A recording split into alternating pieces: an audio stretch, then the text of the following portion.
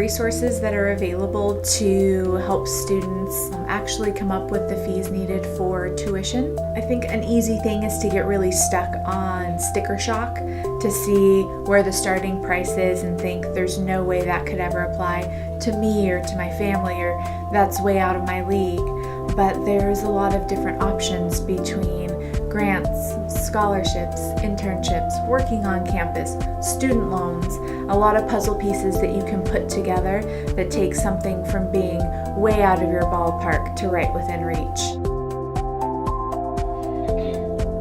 A lot of people think that FAFSA is complicated to complete. It's not. If you have parents' information, tax information, we can complete the FAFSA within 10 minutes. Many cases I sat with, and after taking a look at their income, they're very much eligible for funding. Let them take a look at your situation and let them evaluate and tell you if you're eligible. Don't be afraid of applying. Go ahead and let them determine your eligibility.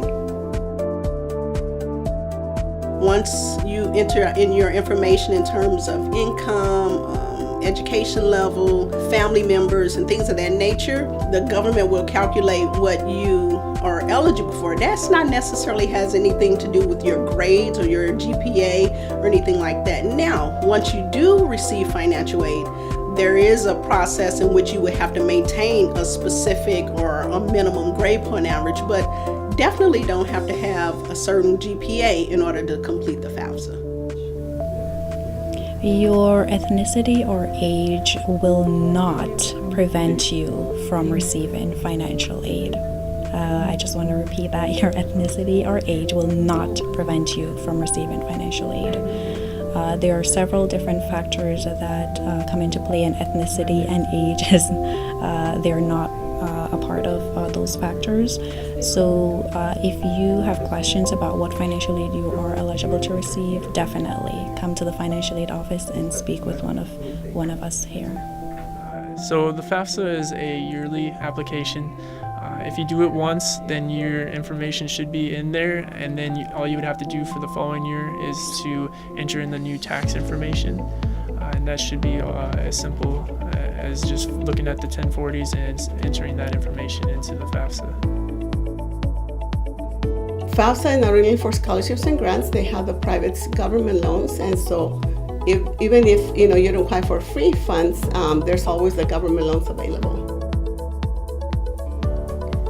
One of the myths in financial aid is that as long as you turn in your FAFSA by the deadline, then you're good to go and you don't have anything else to do. Well, I want to encourage everybody to definitely submit their FAFSA by the deadline.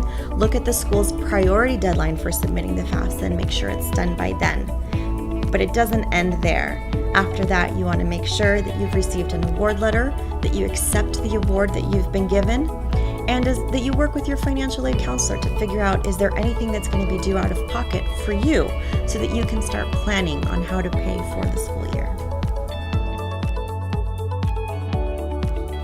Well, that estimated family contribution, and we call it the EFC, it's actually a number, a figure that the government comes up with. Once they calculate all the information that you enter on the FAFSA, and basically the government is saying, hey, your family should be able to contribute this much towards your education. Your EFC could be as low as 0. Maybe your family may not have to contribute anything. It just depends. But the estimated family contribution, it doesn't determine exactly what you will have to pay.